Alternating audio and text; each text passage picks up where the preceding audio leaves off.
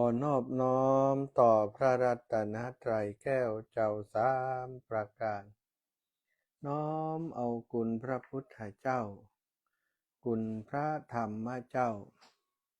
คุณพระสังฆเจ้าคุณพระอรหันตเจ้าอริยสงฆ์เจ้าจุตนจุองค์ได้เมตตาแผ่บารมีมาปกเก่าเกษาปกห่มหักษาครูบาอาจารย์พระมหาเถระพระเถรานุเถระเพื่อนสหธรรมิกสหพรหมจารีทุกรูปทุกองค์ปกห่มหักษาศรัทธาสาธุชนคนดีโยมป่อโยมแม่โยมปี่โยมน้องตั้งหลายญาติโยมทุกคนทุกท่านที่ติดตามรับฟังรายการสารธรรมยามค่ำตั้งสถานีวิทยุเพื่อการศึกษาวิทยาลัยตั้งสถานีวิทยุเพื่อเผยแผ่พระพุทธศาสนาวัดบรรพตสถิตคลื่นสีขาวเพื่อชาวประชาจังหวัดลำปาง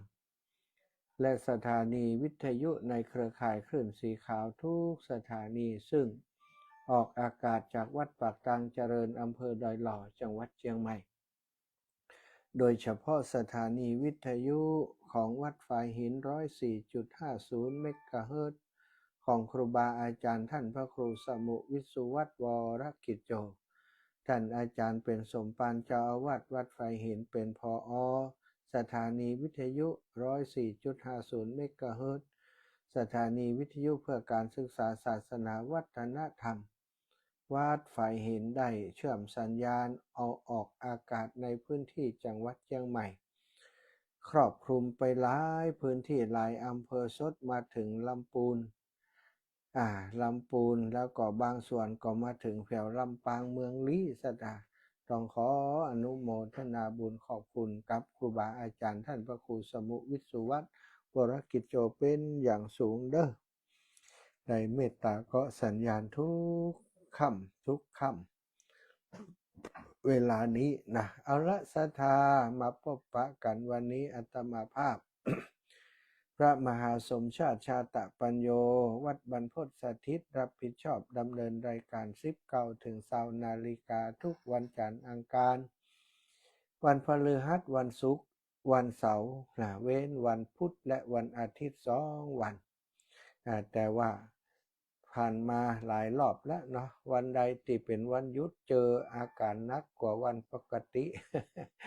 วันพุธดีบดีเดิน6 ชั่วโมงเนาะตั้งแต่3 โมงถึง4 ทุ่ม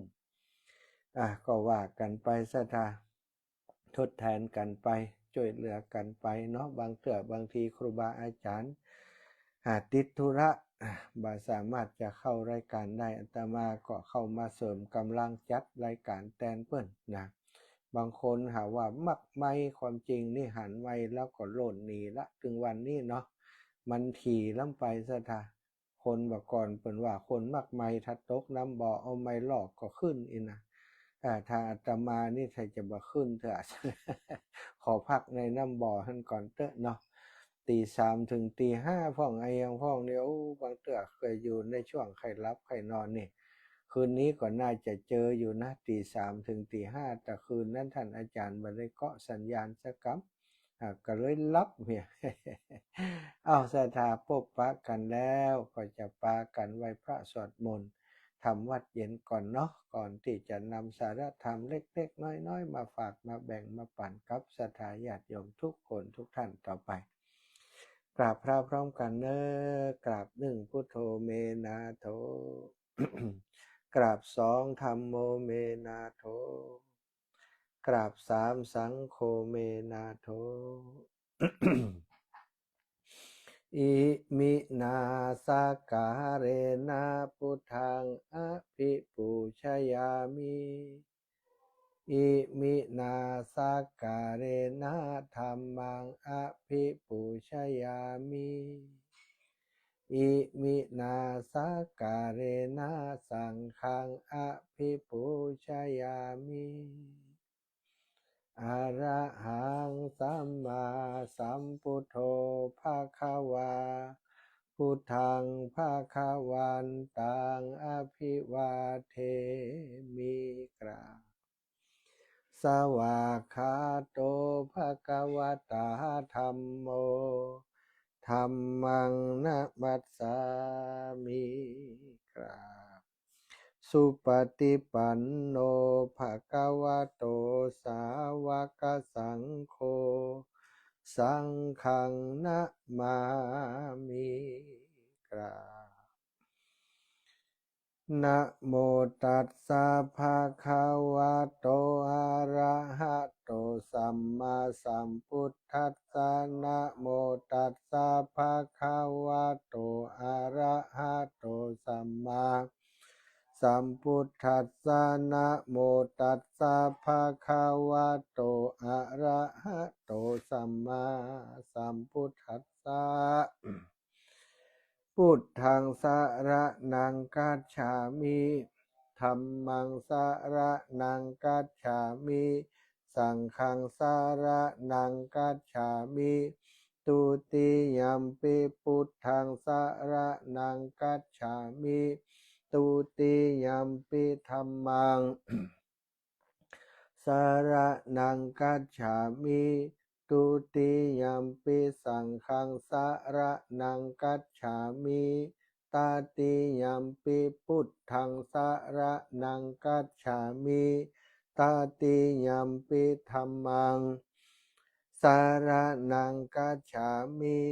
ตาติยัมปิสังฆังสรณังคัจฉามิอิติปิโสภะคะวะอะระหังสัมมาสัมพุทโธวิชชาจารณะสัมปันโนสุขโตโลกวิทูอนุตตโรปุริสธรรมสารถิสัทธาเทวมนุสสานังพุทโธภะคะวะติสาวะคาโตภะคะวะตาธัมโมสันทิฏฐิโกอากาลิโกเอหิปัสสิโกโอปันนายิโกปัจจตังเวทิตาโพวินโยหิติสุปฏิปันโนภะคะวะโตสาวกสังโฆอุชุปฏิปันโนภะคะวะโตสาวกสังโฆยายะ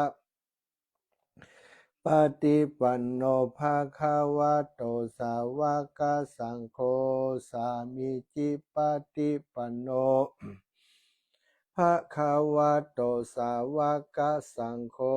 ยะทิทังจัตตาริปุริสายุคานิอัฏฐะปุริสปุคลาเอสะภะคะวะโตสาวกสังโฆอะหุนยโยปาหุนยโยทักขินยโยอัญชลิการณิโยอนุตตรังปุญญเขตังโลกัสสาติ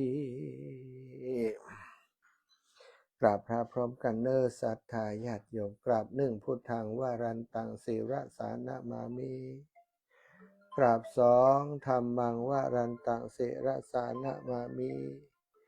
กราบสามสังฆังวารันตังศิระสานะมามิเอาเจริญพรโยมป่อว่าตั้งได้ปฏิทินได้มาแล้วนี่แล้วนะครับนะปฏิทินหลวงปู่ทรงถึงแล้วเนอะ สาธุเนอะ5 ใบล่ะได้5 ใบจับพอดีก็เปาะปันกันจับพอดีล่ะมันกำกันเปิ่นได้สังสิบมันก็ได้5กะไผ่ช่างซิบอีปอกะก่อนกันจะได้หลวงปู่ทรงน้อยนี่เป็นอย่างนั้นจะมันปีหน้าก็ว่ากันไหมเนาะวันพวกที่โอนตังค์ไปเลยเพิ่นจ่าป่อสาธุดีละเนาะครับสาธุเนอะป่อบุญรักษาครับขอบคุณครับพอน้อยสมเพชรเมืองนั่นนะโทรมามาจ่ามาบอกข่าวว่ารับปฏิทินแล้วนะ ขอบคุณญาติโยมที่ติดตามนะทางช่องทางอื่นนะนอกจากวิทยุก็มี Facebook ไลฟ์แล้วก็ YouTube นะที่ Facebook ไลฟ์แม่สีทอนแม่บัวคลี่แม่บัวลอย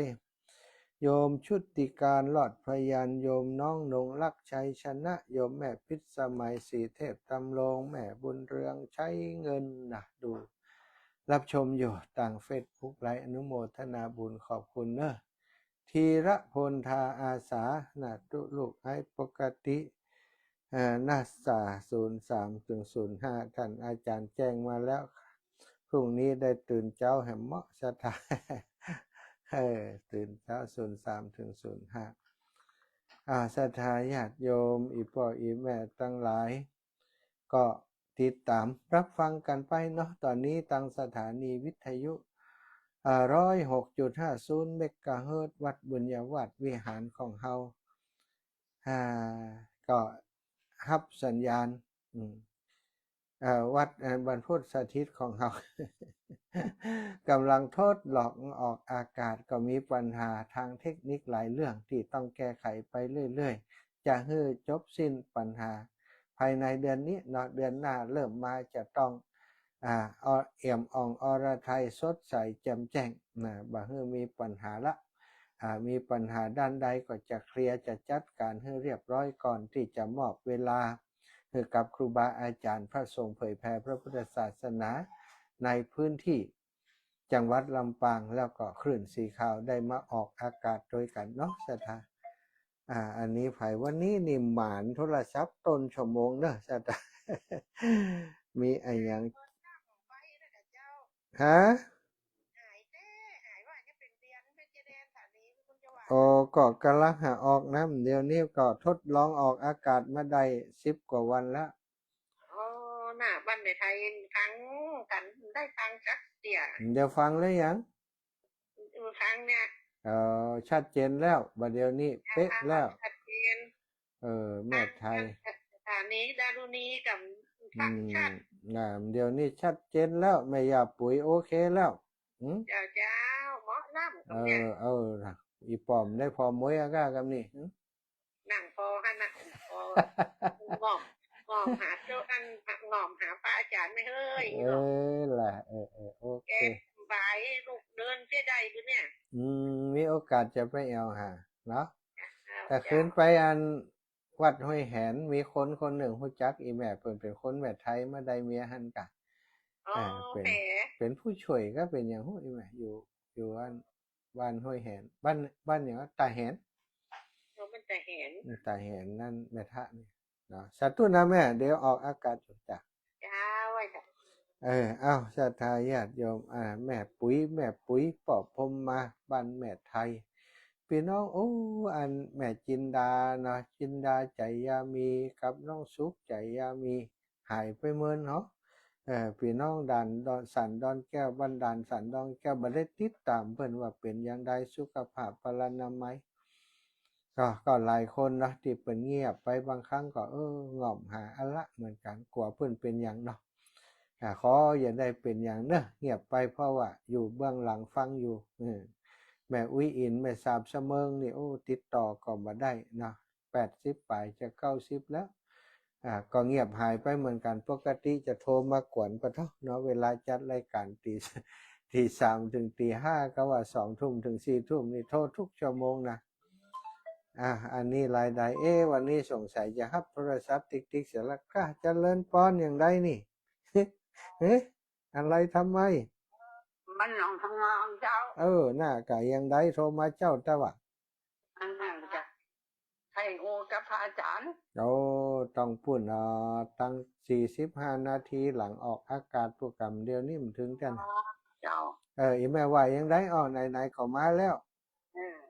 จะอันใจติดเตียงทุกวันเจ้าติดเตียงกะโยมทีละพันเนาะและเล้งนี่เป็นลูกเนาะเจ้าอีแม่ติดเตียงกะอยู่หนองหัวงอก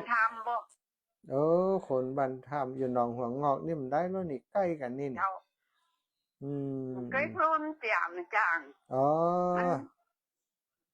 ก่อนจะจางกันเดี๋ยวมัน เนี่ยยังไง ติดเตียงน้องมีไผดูแลจิรพันธ์เนี่ยกะ จิรพันธ์เนี่ยจ้ะ โอ้ดูแลได้บุญ ลูก3 คนดูแลหมดอ่ะ โอ้ดีแล้วบุญของแม่บุญของลูกเนอะ เจ้า สาธุเป็นกำลังใจให้ สาธุ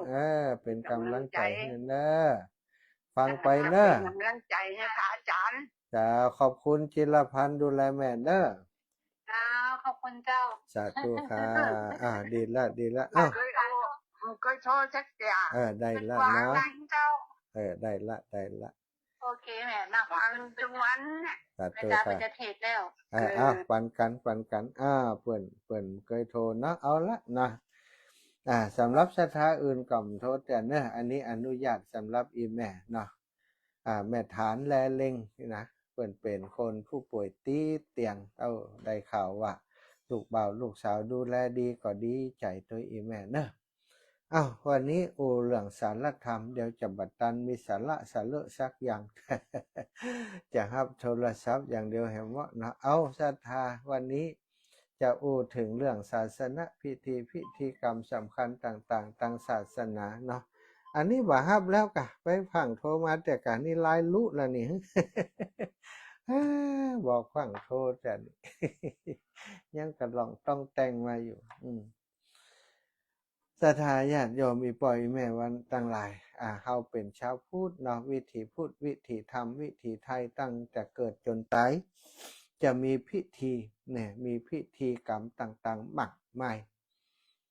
พิธีกรรมต่างๆมากมายที่ผูกโยงเกี่ยวเนื่องกับวิถีพุทธนะทางพุทธศาสนาพิธีกรรมต่างๆมักจะสอนหลักธรรมมักจะสอนปริศนาธรรมไว้มากมายแต่ว่าบางคนทั่วไปจะบ่เข้าใจเนาะคือมองมุมเดียวมองด้านเดียวบ่ได้มองในเรื่องของปริศนาธรรมมองคิดว่าคือจริงๆแล้วภาษาหรือว่าพิธีกรรมพิธีการต่างๆนั้นมันมีภาษาคนภาษาธรรมพิธีการสำหรับคนปัญญาน้อยทั่วไป สำหรับคนที่คืดหมอกอ้ายได้หมอกอันก็ทำก็ดีแต่ว่าคนที่คืดลึกซึ้งกว่านั้นไปก็ได้ประโยชน์ตั้งธรรมตัววันนี้จะถึงเรื่องศาสนพิธีประเพณีพิธีกรรมเกี่ยวกับงานศพศรัทธาญาติโยมที่โบราณนักปราชญ์โบราณครูบาอาจารย์พระสงฆ์องค์สังฆเจ้าได้สอนปริศนาธรรมไว้ในพิธีกรรมโดยอุบายอันแยบคายคือคนทั้งหลายได้หันดาวก็ได้ทำตามกันมาแล้วก็ส่วนใหญ่เนาะคือปริศนาธรรมนี่เปิ่นอธิบายนะมีแต่ว่าทำให้ดูเนี่ยทำให้ดูอยู่ให้หันให้เขาได้คิดโดยตัวเองอย่างว่านะคนที่มีปัญญาก็คิดแตกฉานไปในทางธรรมคนที่ปัญญาบัดเต้าไหนเต้าใดก็คิดแต่ทางโลกคิดแต่ที่สิ่งที่เห็นเบื้องหน้าก็เพื่ออย่างอีตามความคิดของตัวศรัทธาพิธีอันแยบคายโดยเฉพาะพิธีศพงานศพต่างๆอีปออีแม่ตั้งหลายเฮาไปงานศพมาหนักแล้วไปหันสิ่งต่างๆในที่ประกอบในพิธีมีมากหลายแล้วเนาะอย่างไปในงานศพเนี่ยสิ่งที่จะต้องหันสิ่งแรกก่อนที่จะถึงพิธีการงานศพต่างๆก็จะมีการรดน้ำศพรดน้ำศพนี่มีแน่นอนโดยเฉพาะคนที่เป็นผู้รักผู้ใหญ่ถ้าเพิ่นเสียชีวิตข้าราชการก็ดีพระสงฆ์องค์สังฆเจ้าก็ดีถ้าขอพระราชทานเพลิงศพขอพระราชทานน้ำหลวงรดศพเนี่ยจะต้องจัดพิธีใหญ่ถ้าเป็นชาวบ้านทั่วไปผู้อาวุโสครูบาอาจารย์ผู้รักผู้ใหญ่ก็จะมีพิธีรดน้ำศพศรัทธาการรดน้ำศพก็รดไปที่มือของผู้ตายรดไปที่มือของผู้ตายคนตายก็นอนหันเปิ่นก็จัดท่าให้นอนเอามือออกมาวางไว้ในขันสลุงเอาสลุงตวงเอามือวางไว้ติดสลุงหั่นแล้วก็มีน้ำขมิ้นส้มปล่อย เอาไว้เป็นก๊อกคนนั่นไปก็โลดไปก็มุบมิบหาเก่าไอ้ยังบ่หัวนะกล่าวคำขอขมาอีกอะขอขมาศพแล้วก็โลดน้ำลงไปน้ำก็ตกลงไปจอกตกย้อยไปลงมือที่ยื่นออกไปนั้นจะเป็นมือที่แบสะค่ะเปิ่นจะแบมือบ่ฮื้อกำแบมือคนตายก็จะแบมือนั้นคนทั่วไปบางคนก็เข้าใจว่าโอ้เพื่อเป็นการไปขออโหสิกรรมแก่ผู้ที่ล่วงลับไปอาจจะมีกรรมต่อกันมาก่อนอาจจะล่วงล้ำกรรมเกินด้วยกายกรรมวจีกรรมก็ดีก็ขอให้ไล่ละลดอดโทษโปรดให้ได้เป็นอโหสิกรรมอย่าได้เป็นนิวรณธรรมแก่กันอย่าได้เป็นเวรเป็นกรรมต่อกันอาจจะร่วมงานร่วมกันมาเคยทะเลาะเบาะแว้งกันมาบ่ว่าตั้งใดก็ตามที่เคยบ่พึงพอใจเคยโกรธเคยเกลียดกันแม้กระทั่งกู้หนี้ยืมสินกันบัดตันได้จ่ายกำเตือเปิ่นติดหนี้เฮาแล้วตายละไปเหียหรือว่าเฮาติดหนี้เปิ่นบ่ได้ใจให้เปิ่นกำเตือเปิ่นตายละไปเหียไปขออโหสิกรรมคนตั้งหลายเข้าใจว่าอย่างเดียวความจริงเข้าใจอย่างนั้นก็ถูกต้องสถาถูกต้องมันจะได้สบายใจเฮาด้วยสบายใจเฮาคนตายมั่วนะใครจะมากล่าวคำอย่างแอบข้างหูหันคนตายไม่รู้นะแต่เฮานี่ฮู้หรอกเนาะ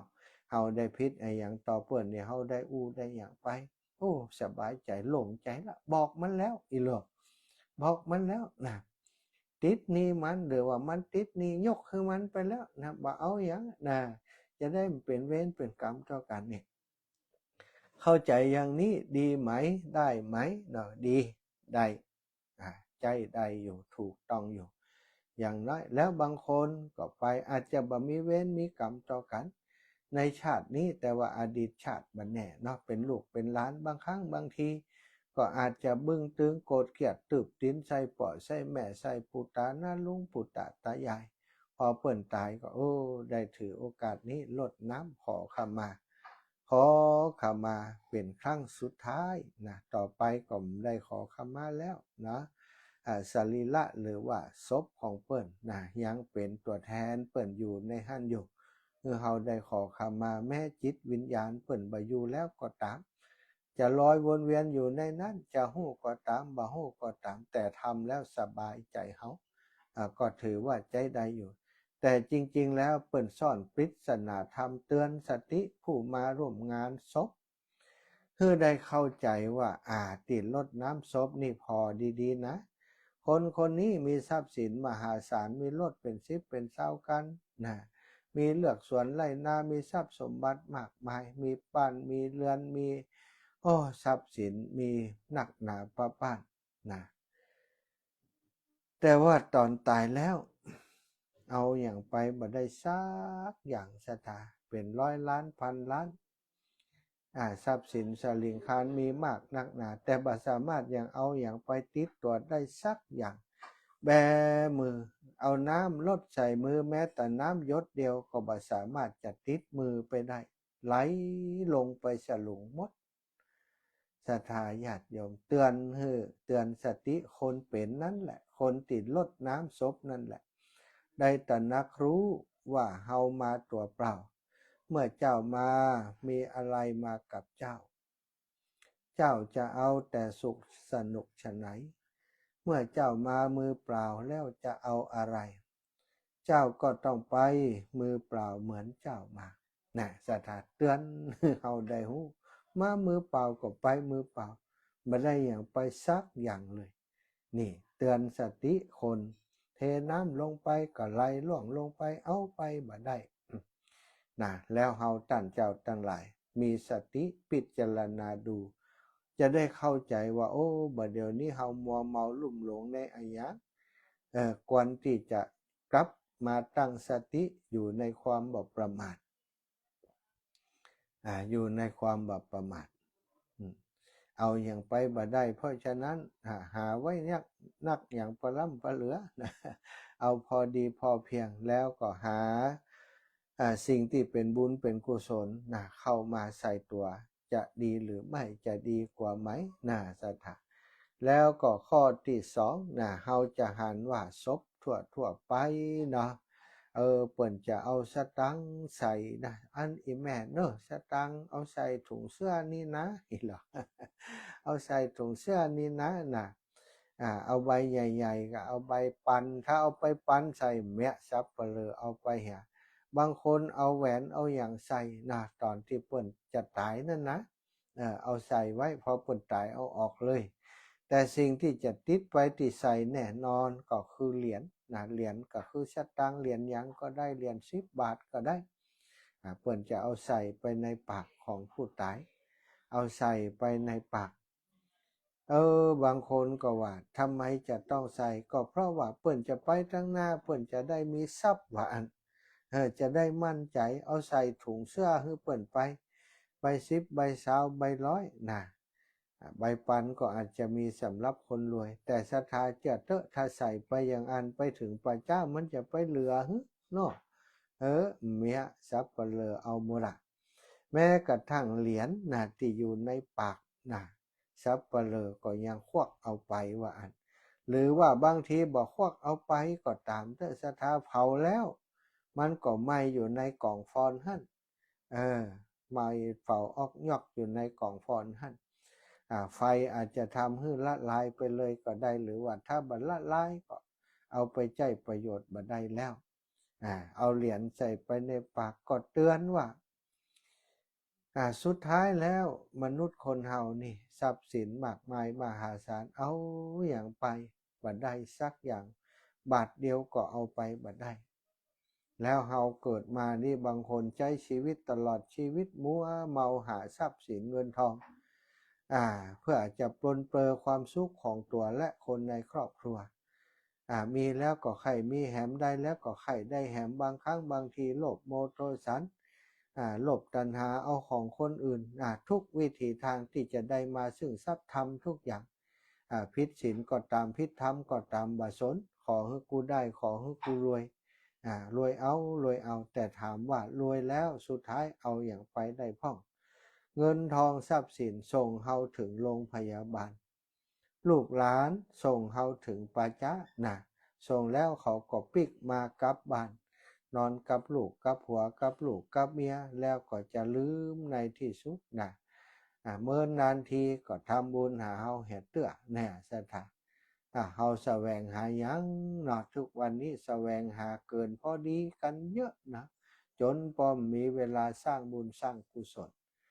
แต่ก็อย่างที่บอกสุดท้ายก็เอาอะไรไปไม่ได้นั่นเองแล้วก็ที่หันแหมถ้าไปตันเปิ่นเอาศพเข้าใส่หีดใส่โลงก่อนที่เปิ่นจะใส่หีดใส่โลงเปิ่นก็ห่อผ้าก่อนห่อผ้าขาวมัดตาสังมัดในพ่องมัดคอผูกคอผูกอกผูกแขนผูกมือนั่นนะแล้วก็ผูกเท้าศรัทธาญาติโยม3 เปราะด้วยกันผูกตาสัง3 เปราะเปราะที่1ผูกที่คอคืออะไรเงี้ยคอบ่วงที่คอก็คือบ่วงลูกลูกนี้เหมือนแก้วตาดวงใจของพ่อของแม่ลูกบาเดียวนี้บาใจลูกอย่างเดียวนะศรัทธาถ้าลูกอย่างเดียวนี่มันเป็นยังแต่ว่าลูกบางคนนี่มันบาใจลูกมันเป็นหลักหลักอย่างใดหลักล้อลิงนะศรัทธาหลักล้อลิงก็คือหลักป่อหลักแม่เข้าไปคุกเข้าไปตารางทำพิษมาเป็นเด็กบดีเป็นคนเกเรติดยุกติดยาเนี่ยไปติดคุกติดตารางป่อแม่ท่อสังขารไปเยี่ยมไปประกันไปช่วยลูกอันนี้คือลูกที่หลักป่อแม่เข้าคุกเข้าตารางนี่แต่ป่อแม่ก็ฮักลูกอยู่นั่นเองห่วงลูกบ่มีป่อแม่คนไหนที่บ่ห่วงหาอะไรลูกโดยเฉพาะป่อแม่ที่มีความเป็นมนุษย์มีความเป็นคนยกเว้นป่อแม่ที่เป็นประดุษป่อแม่ของสัตว์ทิ้งลูกทำร้ายลูกตัวเองเนี่ยอันนั้นบ่ใจป่อแม่ลักษณะนี้แต่ป่อแม่แต่นั้นทุกคน ที่มีจิตวิญญาณของความเป็นแม่เป็นพ่อจะห่วงลูกบางเตือลูกเฒ่าแก่แล้วเนาะก็ยังคิดว่าลูกเป็นละอ่อนนั่นเองสอนอย่างลูกเป็นละอ่อนทั้งที่ลูกเต็มบ้านหลานเต็มเมืองแล้วนั่นคืออย่างนั้นคือห่วงที่มีต่อลูกสถาเป็นห่วงลูกกว่าเขาอย่างนู้นกว่าเขาอย่างนี้ห่วงไปหมดอันนี้บ่วงที่หนึ่งของมนุษย์คนเฮาที่ทำให้เฮาไปถึงไหนสำหรับการปฏิบัติธรรมแล้วก็ห่วงที่สองผูกที่มือก็คือสามีภรรยาผู้เป็นคู่ครองคู่ชีวิตสถาอยู่ด้วยกันก็ห่วงกันหึงกันห่วงกันทะเลาะเบาะแว้งจะตายอีกนะถ้าอีปอดตายนี่แม่จะว่ายังไงจะว่าอีปอดตายแต่อีแม่จะเอาใครเอาพ่อไปว่ายังนะที่เขาว่านะบ่เอาไผบ่มีไผจะไปกึดบ่มีอีโลถามเข้ามืดก็เอาไอ้คำบรรทัยนั่นก็อีหรอ หาว่าแล้วอีนี่สถาน่ะบ่วงลูกผูกคอบ่วงเมียบ่วงผัวนี่ผูกที่มือเป็นปริศนาธรรมให้เราได้คิดนะบางครั้งบางทีนี่ถ้าศีลเสมอกันเป็นปัญหาปะตอนครอบครัวลูกเมียนี่นะแต่ถ้าศีลเสมอกันก็ดีผัวมีธรรมเมียมีธรรมหรือว่าผัวยักเมียก็ยักด้วยกันผัวกินเหล้าเมียก็กินเหล้าอันนั้นก็กูเวรกูกรรมกันไปอย่างผูกสุดท้ายผูกที่เท้าอันนั้นก็คือบ่วงสมบัติคนตั้งหลายนะสถาจะติดบ่วงลูกบ่วงเมียบ่วงผัวบ่วงสามีแล้วก็บ่วงสมบัตินี้บักกล้าที่จะก้าวออกมาเพื่อจะพืชวัดปฏิบัติธรรมหาทางสงบจิตใจหาทางหลุดพ้นคือแก่ตัวสถาพระพุทธเจ้าพระสัมมาสัมพุทธเจ้าเป็นตัวอย่างของการตัดบ่วงหมู่นี้พระองค์ตัดบ่วงลูกพระราหุลประสูติอยู่พระองค์ออกเนกขัมมะออกบวชนะ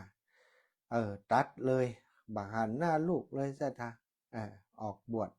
แล้วก็ตัดบ่วงภรรยาพระนางพิมพาก็จิ้มเล่มพิมพ์เผาสวยงามยังอยู่ในวัยที่ยังอยู่ในความสวยงามนะเนาะเป็นคนสวยอยู่แล้วโดยก็ทรงสละไปแล้วก็สมบัติส่วนพระองค์มีมากมายปราสาท3 ฤดูอย่างสถาบริวารเงินคำบัตรใดบัตรต้องอูดถึงเยอะแยะมากมายบุญสมปานเพิ่นเยอะ เพิ่นก็ตัดไปนะถึง3 บ่วงตัดถึง3 บ่วงสู่เนกขัมมะสุดท้ายพบตัดสรู้เป็นพระพุทธเจ้าเฮาได้มากราบมาสาเพิ่นก็ตัดบ่วง3 บ่วงนี้ใดนั่นเองคนเฮาตั้งหลายเตือนสติคือคนเฮาได้มีสติว่าบ่วงหมู่นี้เนาะทำให้เฮาคล่องอยู่ในวัฏสงสารถ้าจะไปนิพพานก็ตัด3 บ่วงนี้คือได้ต่อมาก็เป็นการเวลาไปเวลางานศพเนาะเพิ่นก็จะนิมนต์ตุเจ้าไปเทศแสดงธรรมตอนกลางคืนประมาณ2 ทุ่มแล้วก็สวดพระอภิธรรมก่อนตุเจ้าจะเทศเพิ่นก็ไหว้พระก่อนแล้วก็หับศีลก่อนที่จะหับศีลไปแล้วสันทาอีนี่ไปไอ้น้อยไปข้อลงพ่อมึงกำไปข้อลงแม่มึงกำฮือลูกมาหับศีลหล่นไปแล้วปกอีปอเนอร์ตุเจ้าจะฮือศีลแล้วนะลูกมาหับศีลเนอนะศรัทธาถ้าลูกมาแต่นี่หล่นกันหมดนะตุเจ้าก็หล่นศรัทธาก็หล่นนะแต่จริงเปิ่นกลมลูกคนตายจะลุกมาหับศีลอย่างใดจะลุกมาหับศีลอย่างใดจะลุกมาฟังธรรมได้อย่างใดหลายคนคิดว่าก็บอกวิญญาณให้เปิ่นมาหับศีลกะวิญญาณเปิ่นมาฟังธรรมนะกะนะวิญญาณเปิ่นอยู่หั่นนะลูกจะคิดอย่างนี้ก่อนแล้วแต่จริงๆแล้วเป็นปริศนาธรรมติข้อนั้นคนบางเถื่อไปงานศพเนี่ยจะหับศีลอยู่หั่นแล้วศรัทธายื่นปากไปหากันแล้วก็ยื่นดังเนี่ยอยู่ใกล้กันถ้าสาบดังเนี่ยอู้กันเศร้าหับศีลไปตัวอู้กันไปตัวอันนี้คือบักเคารพในธรรมบักเคารพในศีลในธรรมที่ตัวเองกำลังขออยู่ เตือนว่าฮือเงียบเหมือนกับศพติดตายนั่นน่ะบ่ดินบ่ต้วงบ่ปากบ่จานะฮือเงียบอย่างนั้นตั้งใจรับศีลฮือคนที่มาร่วมงานนั่นแหละเตือนอย่าได้ประมาทในศีลในธรรมฮือรับศีลตั้งใจรับฮือตั้งใจฟังธรรมเพราะตายไปแล้วเนี่ยซะท่าห้องยังใดก็บ่ฮู้เรื่องนะลุกขึ้นมารับศีลบ่ได้ลุกขึ้นมาฟังธรรมบ่ได้แต่เฮาท่านทั้งหลายมีลมหายใจรับศีลได้ฟังธรรมได้ก็ต้องตั้งใจรับตั้งใจฟังรับแล้วต้องปฏิบัติฟังแล้วต้องเอาไปปฏิบัติเช่นเดียวกันนี่เตือนให้เฮาบ่ประมาทในศีลในธรรมนี่วันนี้อูได้2-3ข้อมีอยู่นะนี่สถาจุดตะเกียงแห่มสวดอภิธรรมแห่มบวชหน้าไฟแห่มนิมนต์พระจูงศพแห่มนี่เปิ้นเวียนศพทำไมเวียน3 รอบทำไมถึงเวียนซ้ายนี่ทำไมถึงใจน้ำบ่เป้าล้างหน้าศพทำไมบ่ใจน้ำอื่นๆน้ำขวดก็ได้ทำไมใช้น้ำมะพร้าวนะมีปริศนาอันยังกะนะเผาแล้วทำไมต้องเก็บกระดูกนี่ศรัทธาไว้วันอื่นวันนี้บัดได้แล้วหมดเวลาหมดแต่ก่อนจะหมดเวลาก่อนจะเปิดสายศรัทธาญาติโยมวันนี้วันที่23เนาะก็เหลืออีก2 วันวันที่25นะหยังนะมีหยังกะงานพระราชทานเพลิงศพนะพิธีพระราชทานเพลิงศพหลวงปู่พระครูวิธานพัฒนสุนทรมนศักดิ์จันทโชโตอดีตสมภารเจ้าอาวาสวัดท่าแหนเจ้าคณะตำบลแม่ทะเจ้าตำบลแม่ทะเนาะอำเภอแม่ทะจังหวัดลำปางซึ่งท่านหลวงปู่ได้มรณภาพไปก็มีการตั้งศพบำเพ็ญกุศลมา2 ปีแล้วจะมีการพระราชทานเพลิงศพในวันที่25ช่วงนี้อยู่ในช่วงของการบำเพ็ญกุศลนะตั้งแต่วันที่20ถึงวันที่24มีพระธรรมเทศนาสวดพระอภิธรรมทุกค่ำทุกคืนแต่คืนอาตมาไปเทศน์คนนักศรัทธาวันนี้ก็คงจะเพิ่มขึ้นแถมวันพรุ่งนี้ก็จะเยอะขึ้นแถมวันมะรืนนี้วันที่25เป็นวันพระราชทานเพลิงศพศรัทธาพี่น้องลำปางของเฮาไผจะร่วมบุญก็ยังตันอยู่เนอะปู่จ้าหลัวปู่จ้าฟื้นปู่จ้าผ้าไตร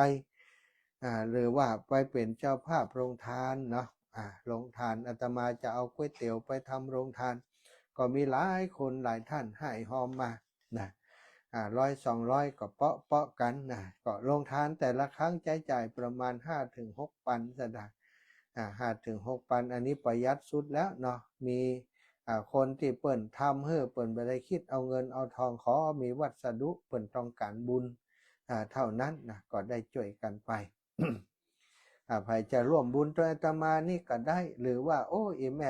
ดีแล้วอาจารย์อีแม่จะทำข้าวนมข้าวต้มไปข้าวหม้อแกงหม้อไปได้หมดเนอะศรัทธานี่โยมน้องสมจิตบันฟ่อนศรัทธาพี่น้องบันฟ่อนพงแสนทองจะเอาส้มตำนะส้มตำไก่ย่างข้าวเหนียวนะแล้วก็ของหวานอย่างไปหลายคนหลายท่านนะที่เปิ่นบ่ได้แจ้งมาที่อาตมาก็มีแจ้งไปที่พระอธิการราชันคุตตธรรมโมก็มีติดต่อได้นะติดต่อที่ท่านพระอาจารย์ราชันคุตตธรรมโมเบอร์โทรศัพท์0857180209 0857180209ติดต่อไปได้เลยศรัทธาอีแม่ใครเป็นเจ้าภาพสั่งอาจารย์มีอยู่ก็มีอยู่ศรัทธามัน160 ชุดละ 1,000 บาทยังมีอยู่เนอะศรัทธาไผที่อยากจะได้บุญได้กุศลร่วมบุญร่วมกุศลในงานพระราชทานเพลิงศพหลวงปู่พระครูวิธานพัฒนสุนทรก็เจริญปอนเนาะแจ้งไปที่ท่านอาจารย์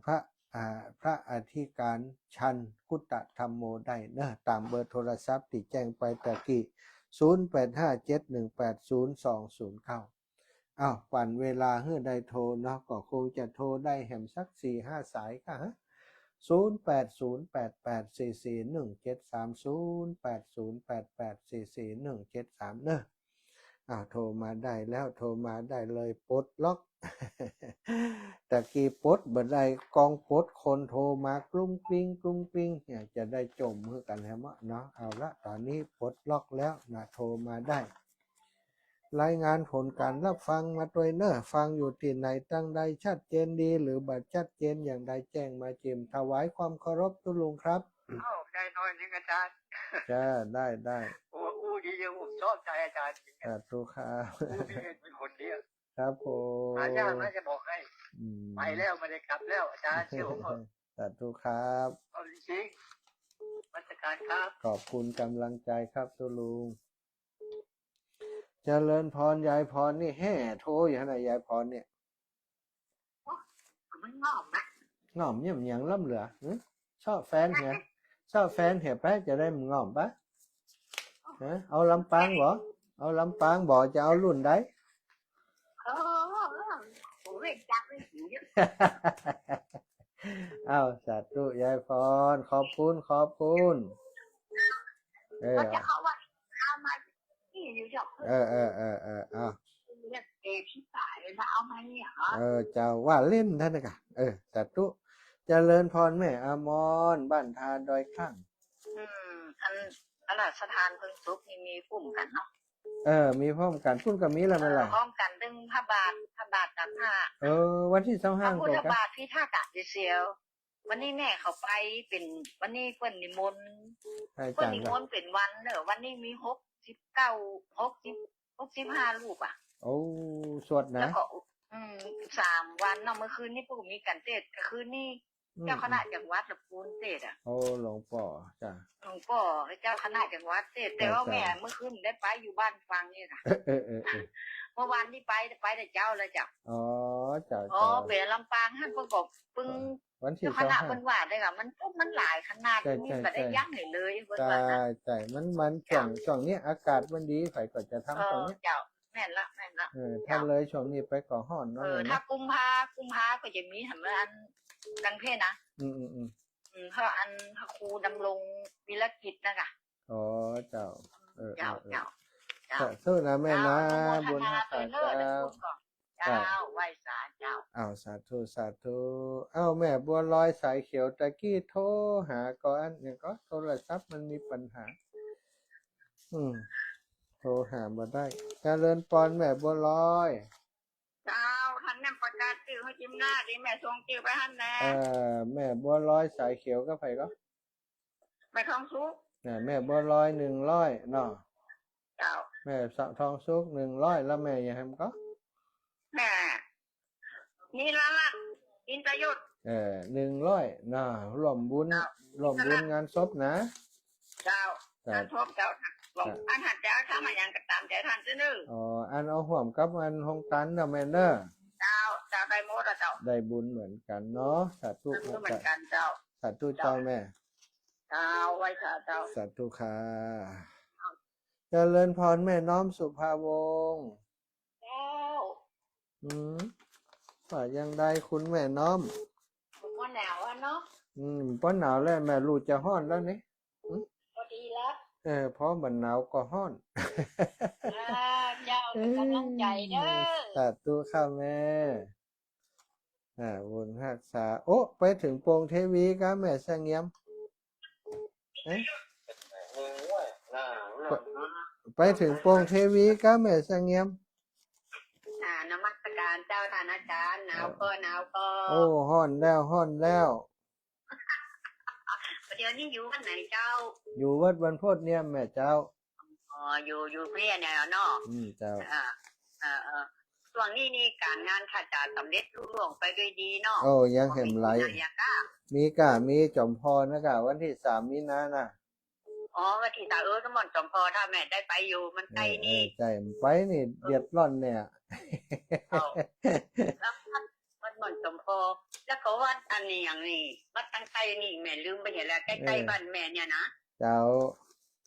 วัดอันอย่างนี้อย่างลืมไปฮะลืมก่อนแล้วไปเนาะเนอแม่ฟังอยู่นะเจ้าสัตว์ประกอดมาทิ้งเนอสัตว์ตู้ขอบคุณหลายบุญทักษาเนอรักษาตัวเนอเป็นวัดเป็นอ้านนะเจ้าอีแม่วันผุ่มเจ้าปะกันเนอตี3เจ้าพักกันอยู่เจ้าสัตว์ตู้ค่ะเจริญพรแม่อยากแก้วกันทะวัง ฟังอยู่เด้อ เจ้าชัดเจนดีก่อ ก็กินดี เจ้า ถ้าโทรมาก็จะคันนี้กว่ามาตอนเพื่อนเนี่ยจ้ะ จ้า เจ้าขอบคุณแม่ยานะ เอาไว้จ้าเด้อฟังอยู่เด้อฟังสุวรรณ ดีแล้วตึงวันเนาะเอ้าแม่ยาเล็กปาวลี แม่ทำบุญลงทานตัว500ตัวท่านเด้อ โอ้จดลำไปเห็นแล้วเนี่ยจด5,000เนี่ยลบออกตัวเนาะอันเนาะ 5,000เสีย หอมกำหน่อยไปหน่อยอย่าเนาะขอบคุณอย่างนะ เจ้า สาธุจ้าอนุโมทนาบุญแม่ยาเล็กปาวลีอินสุวรรณเจริญพร0820876173